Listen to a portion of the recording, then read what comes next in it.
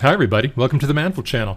Today we're going to take a look at the wonderful new Save As Image command that's available in Manifold System Release 9. We're looking at Release 9 here. All this works in the free Manifold Viewer as well. And what we have here is a map that consists of three layers, and I have that window undocked. And you can dock it and undock it just by shift-clicking the title bar or the tab. And what I want to do is I want to create an image of this map right there, and it has three layers. It has a provinces labels layer, a provinces layer that's a vector, and then a Google Map image. That's the satellite image in the background. And if we look at the layers pane here, we can see that the provinces label, let's turn on opacity, has about 80% transparency, and there's a north arrow turned on. I'm going to turn that north arrow on and off like that. And what I want to do is I want to capture the image that I see in that map window exactly as it is, so I can export it as a JPEG and perhaps use it in some other sort of package, or as an illustration on a web page or whatever. So to do that, it's very simple. With the focus on the map, I choose Edit, Save as Image, and here in the Save as Image dialog, I can choose what options that I want. For example, render virtual layers, and I want to do that because I want to get that north arrow virtual layer in. And I want the current view, which is that size in pixels. If I had set some other value, I could get that current view pixels back by using the current window. I'll just click render. And I use the default name for the image, and there it is, map image. I can double click that open. Let's undock that window, and if I resize the window to about that size right there, I can click view, zoom to native, which gives me the native resolution of 96 dots per inch, which is what you get on computer screens. And you can see that image is an exact copy. If I want to export that image, let's close that. I just right click on map image and choose export. And here, let's export that as a PNG file. I click export. And there, I've exported it into my images folder, which we can see here in Windows Explorer, File Explorer. I can open that in the default Windows application. And you can see there it is. I've created that image, which is a perfect copy of what was seen in the map window. So that's how easy it is to make images. And from here on, let's take a look at some other razzle-dazzle things that we can do that are other options in that dialog. So, for example, let's say, okay, let's with the focus here on the map window, let's click Edit, Save Image, Save as Image, and let's see what I want to do. Let's try one of the other options. I can choose centered view at current scale, current view, full view. Let's choose centered view at current scale. And what I want to do is I'm going to make this bigger. And what I'll do is I'll make that, let's call that a 1000 by 700. Let's make an image of that size. And I'm not going to bother rendering virtual layers. I'll just leave it as is. Click render. And let's see what that does. It takes a second because it is downloading more tiles from Google Maps satellite. And if I double click that open, I can see what that did. Let's undock that image again. And again here, let's view, zoom to native. And you can see what it did. It took the same image that we had here, centered on the center of the image, but it just made it bigger using the extents that we specified, which was 1000 by 700. So let's close that, and let's export that one also. And we'll export that one also as a PNG file. And now let's open that up again. And here's the new image that we created, and here's the original image, so that we can go back and forth. You can see this is what we started with, and we came back here. We exported the same thing at the same scale. We just kind of got more of it by adding more extents, larger extents to the to that dialog. But we're still working within the same zoom. So there's that. All right, let's close that again, and let's see what else we can do. Well, suppose we wanted to do higher resolution things. The first thing I'm going to do here is in the layer pane, I'm going to turn off the Google satellite image because I don't want to mess around with waiting for Google tiles to download while we're doing this video. And let's keep it simple. Let's turn off the north arrow as well. And from here on in, what can we do? Let's click Edit, Save as Image, and let's say we want to make this not the same view, but instead of using 500 pixels, we want to use 3000 pixels to do that, to make that size. And what it does is since we're working with the same window, it automatically computes the vertical height of the window to be in proportion with whatever horizontal size we have here, which is 3000. And we're not going to run, let's render virtual layers because I want to get that background layer here. Even without Google Maps, the background layer, as you can see, is that dark blue. So that looks pretty good. Let's click render, and let's see what that does. So double click that open, and you can see it's the same overall view, but it's rendered to a higher resolution. And if I view zoom to fit, and not view, that's view zoom to native, you can see that it has the same resolution in terms of labels, but the labels are smaller because they're being rendered at way more pixels. And again, let's close that. Let's export that image. Export map image 3. Super. And let's take a look at these images. I'm going to open them in the Windows viewer. So that's the one that we created with the larger extents. That's the one that we created using more pixels. So that's a decidedly larger image. And if we zoom in on that, you can see how the labels ended up getting smaller. But suppose we wanted to, what we really wanted was to create this original image, but instead of using 96 dots per inch for those labels, so that you can see how they get a little fuzzy as you zoom in if you're working with a text editor.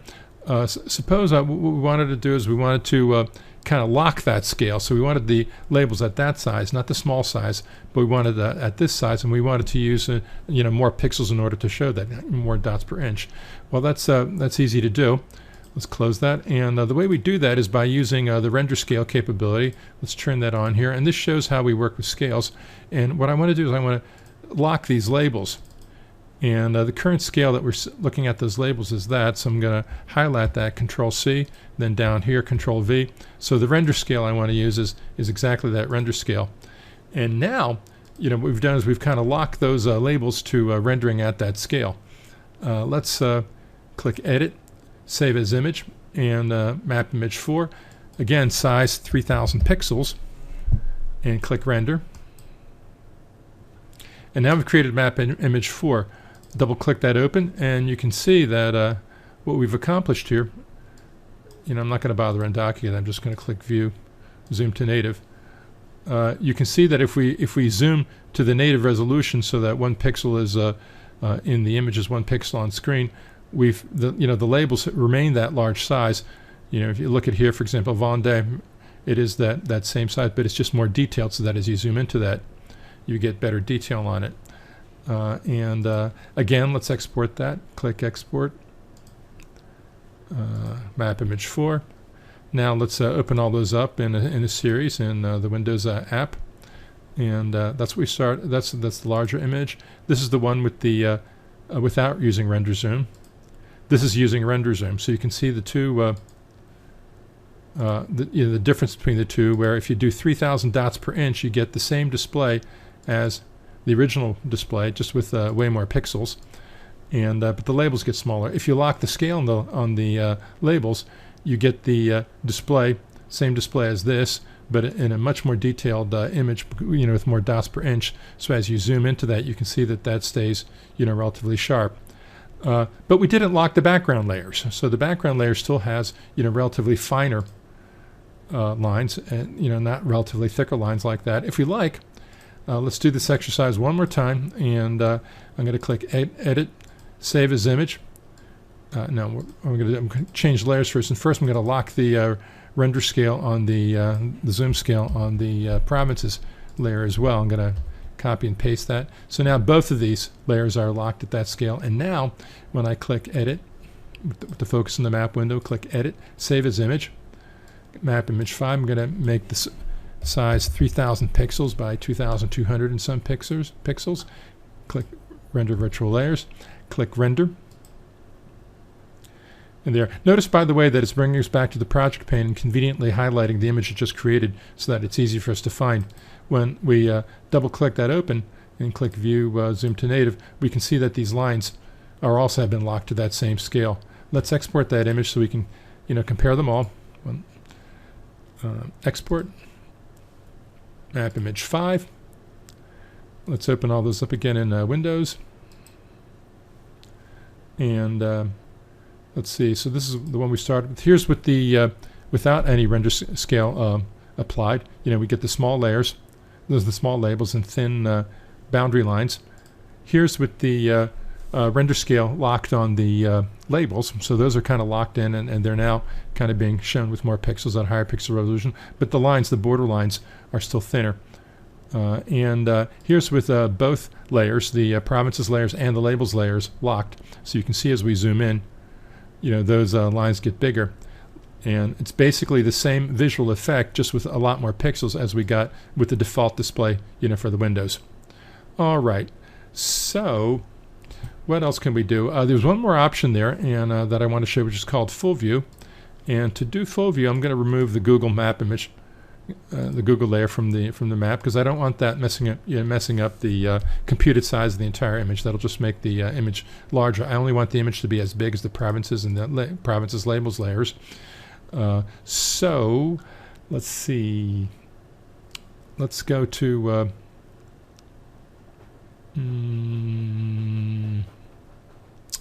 let's make these remove the label scale so you can see what the default looks like if we don't mess with that at all. Okay, so we're back to not to locking these in terms of scale. With the focus on the map, let's click Edit, Save as Image. And now I'm going to use the next option, the final option, which is Full View.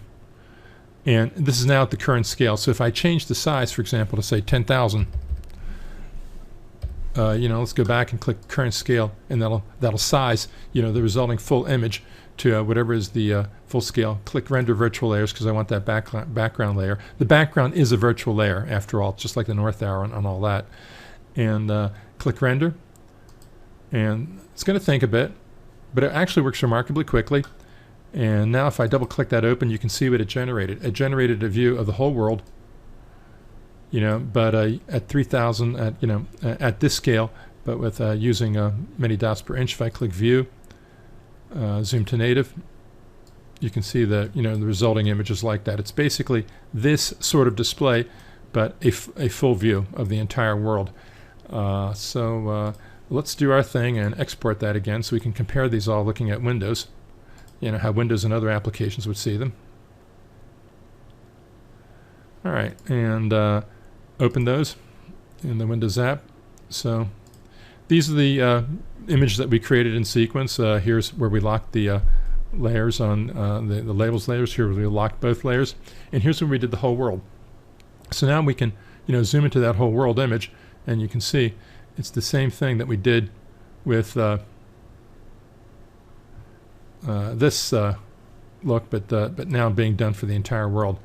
If we wanted to, we could also increase the resolution on this, like we did with the others, but just doing it for the whole view. I'm not going to bother doing that.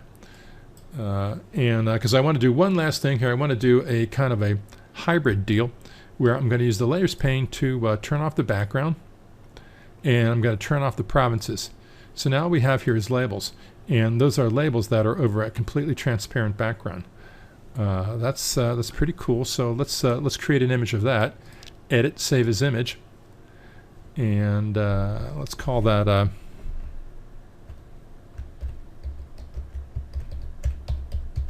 map labels only. And I'll just leave it at the current view, just to be that as a. Now you know what I'm going to do. Let's lock the layers on this,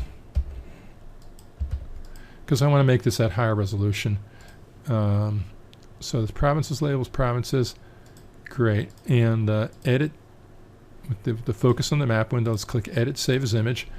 And I'm going to make that 3,000 pixels. And the view is going to be the current view. And I'm not going to bother rendering virtual layers, just click Render. There. So now when I open that, you can see the labels, but that's only because there's a virtual background layer that's being added. And we should have, what we should have here is just the labels at high resolution. And the whole thing is actually still georeferenced. So let's move this map window out of the way, and back here in the project pane, let's turn on just the Google satellite image by itself. And what I'm going to do here, I'm going to take map image 7, which is what I called those labels, and I'm going to drag it and drop that into the. I'm going to drag and drop that into the map. No, I can't drag it into the labels. Okay, so let's create a map. Now let's create a new map here, and let's create that using. Let's just create it with none. And what I'll do is I'll drag the Google Maps satellite image into this, and now I'll drag the map image 7 here. And that creates labels in that little region right here. If I zoom in, if I want, I can zoom to fit for those labels. You can see that we now have labels that are floating above the Google map. And what we have is a image, map image 7, which I'm going to export. And I'm going to export to PNG format because PNG format retains transparency. And now if we open up this whole deal, let's look at the last image that we add here. That's the big one we created. And here's just the labels. They're seen against the black background because everything other than the actual labels is transparent. And what's cool about creating images like that is that you can use these for compositions, for example, in Photoshop or other sorts of graphics editors, or if you like in GIS packages. Because what we've created here, like I say, is let's use the layers pane, turn off the background. We've created here an image that are these layers in pretty high resolution because we used 3,000 pixels to cover that range.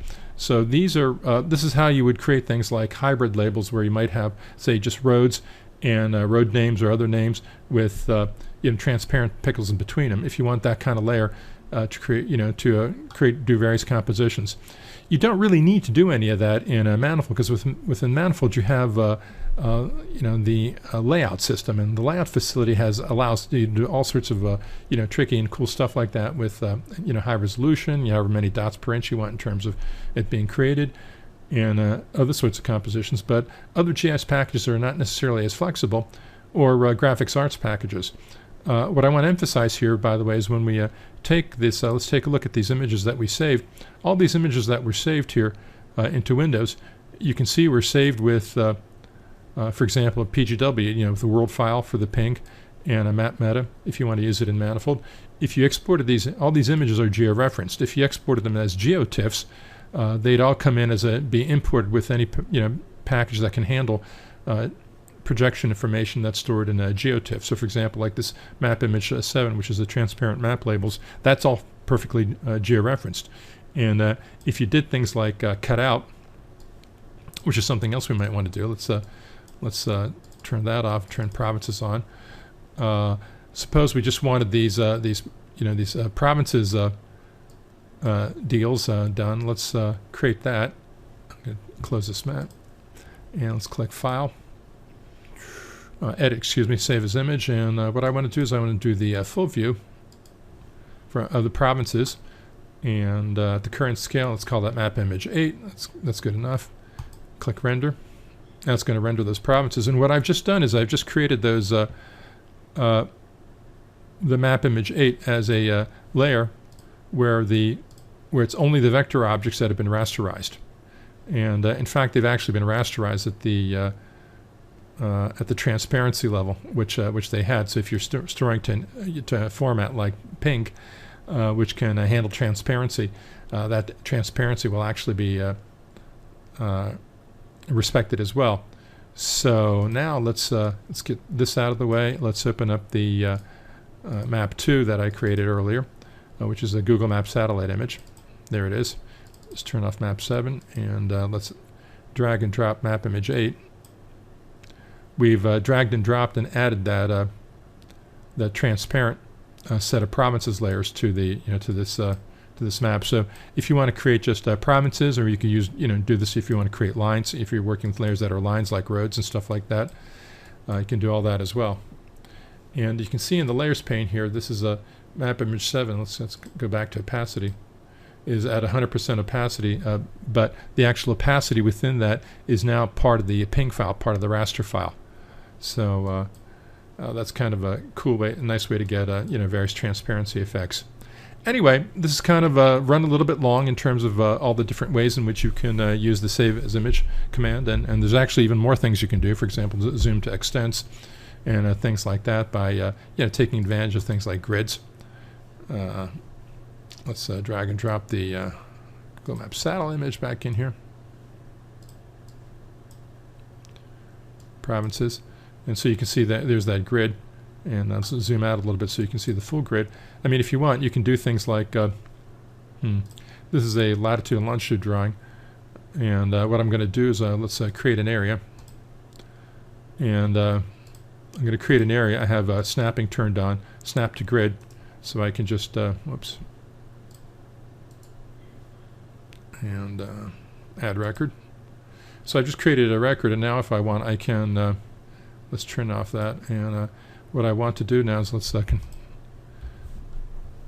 control click on that drawing, on that layer to zoom to that area. So now if I want, I can resize this and just generate images that are the extent of that area that I've created. I just turn off that area temporarily and create images that are with the extents of a given rectangular area. And if I wanted to, I could I'll pick that and I could edit the actual coordinates of that to make them be whatever I want it to be. Just saying, there's an enormous amount of flexibility with how the system is built, and you can use use this new capability to absolutely knock your socks off in terms of the images that you create. I hope you've enjoyed this video. If you like what you see, tell your friends, and make sure to click that like button on YouTube so we get more views. And thanks for watching. Goodbye from Manifold Land.